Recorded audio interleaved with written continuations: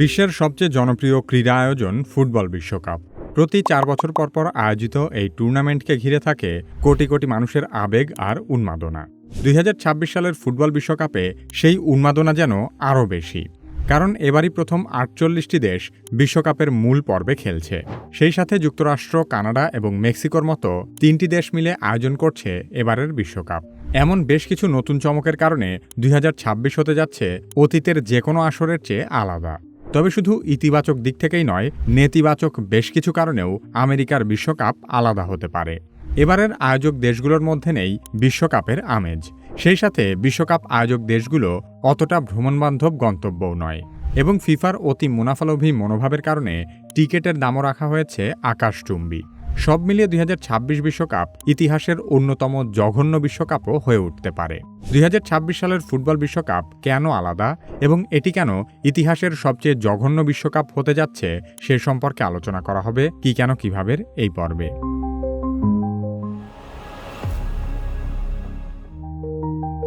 FIFA দীর্ঘদিন ধরে বিশ্ব ফুটবলকে আরও বেশি বৈশ্বিক করার চেষ্টা করছে।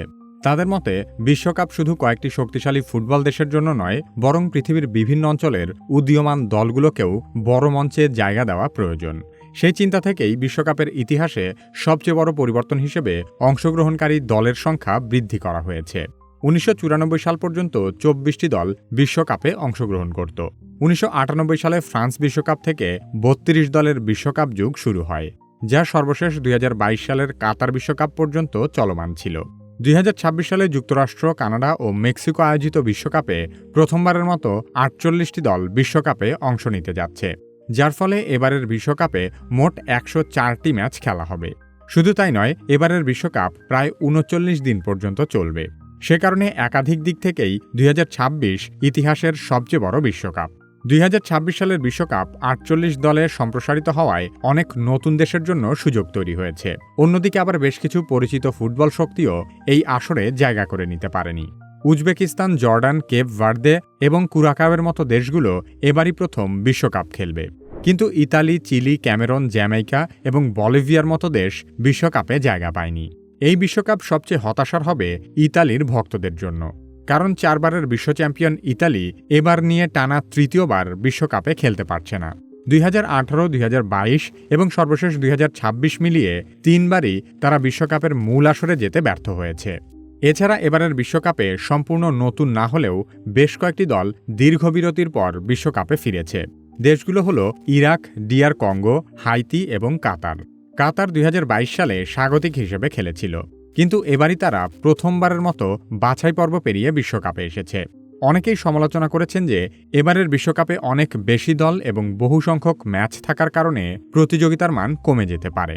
2026 সালের বিশ্বকাপে টুর্নামেন্টের নিয়মকানুনেও বেশ কিছু পরিবর্তন এসেছে।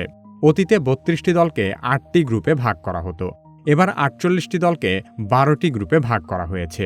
আগে গ্রুপ পর্বের খেলা থেকে শীর্ষ 2টি দল পরবর্তী পর্যায়ে যেত, কিন্তু এবার থেকে গ্রুপে তৃতীয় স্থান অধিকার করলেও দলগুলোর আশা শেষ হয়ে যাবে না, কারণ গ্রুপ পর্বের পর রাউন্ড অফ 32 নামে আরেকটি পর্ব রাখা হয়েছে।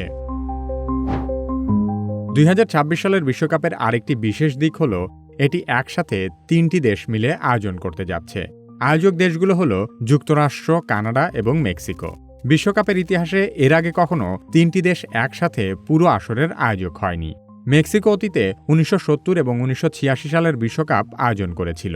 যুক্তরাষ্ট্রেরও এর আগে 1994 সালের বিশ্বকাপ আয়োজনের অভিজ্ঞতা আছে, কিন্তু কানাডা কখনো বিশ্বকাপের স্বাগতিক দেশ হওয়ার সুযোগ পায়নি।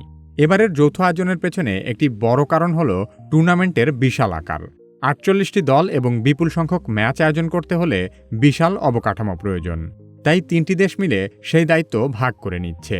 3 দেশের যৌথ আয়োজনের ফলে দর্শকরা উত্তর আমেরিকার বিভিন্ন সংস্কৃতি, শহর এবং পরিবেশের সঙ্গে পরিচিত হওয়ার সুযোগ পাবে। New York, Los Angeles, Toronto, Vancouver, Mexico সিটির মতো বৈচিত্র্যময় ভেন্যুর কারণে সমগ্র উত্তর আমেরিকা মহাদেশ জুড়ে বিশ্বকাপের আয়োজন ছড়িয়ে পড়বে। তবে এত বিস্তৃত অঞ্চল জুড়ে খেলা পরিচালনা করাটা বড় ধরনের লজিস্টিক চ্যালেঞ্জ। সেই সাথে একাধিক ম্যাচের মাঝে খেলোয়াড়দের দীর্ঘ পথ ভ্রমণ করতে হবে, বিভিন্ন জলবায়ুর সঙ্গে মানিয়ে নিতে হবে এবং ম্যাচ সূচি পরিকল্পনা করাও বেশ জটিল হবে। সমগ্র উত্তর আমেরিকা মহাদেশ জুড়ে ছড়িয়ে থাকা বিক্ষিপ্ত শহরে খেলার ভেন্যু হবার কারণে আয়োজক দেশগুলোতে বিশ্বকাপের তেমন কোনো আমেজই থাকবে না। সেই সাথে এগুলো অতটা ফুটবল প্রেমী দেশও নয়, এমনকি তারা ফুটবলকে বলে সকার।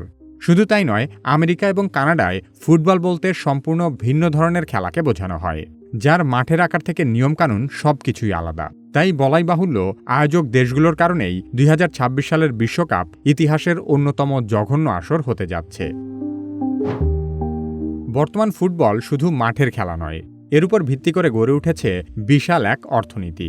2026 সালের বিশ্বকাপ সেই অর্থনৈতিক শক্তিকে আরও বড় পরিসরে নিয়ে যাবে। দল ও ম্যাচ বাড়ার কারণে সম্প্রচার অধিকার, বিজ্ঞাপন, স্পন্সরশিপ এবং পর্যটন খাতে বিপুল অর্থ প্রবাহিত হবে। যুক্তরাষ্ট্রে বিশ্বকাপ হওয়াটা ফুটবল অর্থনীতির জন্য আরও বিশেষভাবে গুরুত্বপূর্ণ, কারণ যুক্তরাষ্ট্র বিশ্বের সবচেয়ে বড় বিজ্ঞাপন বাজারগুলোর একটি। ফিফা আশা করছে এই আসর থেকে তারা ইতিহাসের সর্বোচ্চ বাণিজ্যিক আয় করতে পারবে। 2026 সালের বিশ্বকাপকে ঘিরে সবচেয়ে বড় বিতর্কগুলোর একটি হল টিকেটের অস্বাভাবিক মূল্যবৃদ্ধি। ফিফা এবার প্রথমবারের মতো ডাইনামিক প্রাইসিং চালু করেছে, যার ফলে চাহিদা বাড়ার সঙ্গে সঙ্গে প্রতিদিন এমনকি প্রতি ঘন্টায় টিকেটের দাম বাড়তে পারে। অনেক ম্যাচের সবচেয়ে সস্তা টিকেটই প্রায় 13 থেকে 14 লাখ টাকায় পৌঁছে গেছে। অবিশ্বাস্য হলেও সত্য যে সেমিফাইনাল বা ফাইনাল ম্যাচের টিকেটের দাম 28 থেকে 140 কোটি টাকা পর্যন্ত দাম চাওয়া হচ্ছে। তবে এগুলো কেউ কিনবে কিনা তা নিয়ে যথেষ্ট সন্দেহ রয়েছে। অনেকেই আশঙ্কা করছেন বহু ম্যাচে হয়তো শেষ পর্যন্ত গ্যালারি ফাঁকাও থাকতে পারে। শুধু টিকেটের দামই নয়, ভিসা ও ভ্রমণ নীতি নিয়েও বড় ধরনের উদ্বেগ রয়েছে। যুক্তরাষ্ট্রের কঠোর অভিবাসন নীতির কারণে কিছু দেশের নাগরিকদের জন্য ভিসা পাওয়া আগের তুলনায় অনেক কঠিন হয়ে পড়েছে। বিশ্লেষকদের মতে ভিসা জটিলতা, রাজনৈতিক অনিশ্চয়তা এবং উচ্চ ভ্রমণ ব্যয়ের কারণে উল্লেখযোগ্য সংখ্যক বিদেশি সমর্থক বিশ্বকাপেই আসবে না।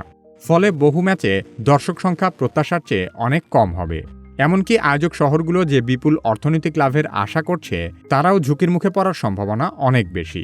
সবকিছু মিলিয়ে 2026 সালের ফুটবল বিশ্বকাপ ইতিহাসের সবচেয়ে বড়, সবচেয়ে ব্যয়বহুল এবং আলাদা বিশ্বকাপ তো বটেই, সর্বকালের সবচেয়ে জঘন্য বিশ্বকাপও হতে যাচ্ছে। সমালোচকদের মতে ফিফার অতিরিক্ত মুনাফালোভী মনোভাব থেকেই বোঝা যায় এই আসরের মূলত ফুটবল খেলা বা ফুটবলের উন্নয়নের সাথে কোনো সম্পর্ক নেই, বরং যেমন খুশি তেমন টাকা কামানোর মিশন হিসেবেই ফিফা বিশ্বকাপকে ব্যবহার করছে। সত্যিকার অর্থে ফিফা শুধু পৃথিবীর সবচেয়ে বড় ক্রীড়া সংগঠনই নয়, এটি পৃথিবীর অন্যতম বৃহৎ ব্যবসাও বটে। আর সে কারণেই ফিফার প্রেসিডেন্টের হাতে এত বিপুল ক্ষমতা থাকে, যা বিশ্বের অনেক দেশের রাষ্ট্রপ্রধানেরও নেই। ফিফার সাংগঠনিক কার্যক্রমেও এমন সব চর্চা দেখা যায় যা সাধারণত ড্রাগ কার্টেল বা মাফিয়ারা করে থাকে। একটি অপেশাদার সংগঠন থেকে ফিফা কিভাবে ফুটবল বিশ্বের মাফিয়ায় পরিণত হয়েছে সে সম্পর্কে জানতে চাইলে কি কেন কিভাবের এই ভিডিওটি দেখতে পারেন। আপনি যদি কি কেন কিভাবের মতো ভিডিও তৈরি করতে চান, তাহলে কি কেন কিভাবে একাডেমির ভিডিও এডিটিং মাস্টারি কোর্সে ভর্তি হতে পারেন। ভিডিও ডেসক্রিপশন ও পিন কমেন্টে কোর্সের লিংক দেওয়া আছে।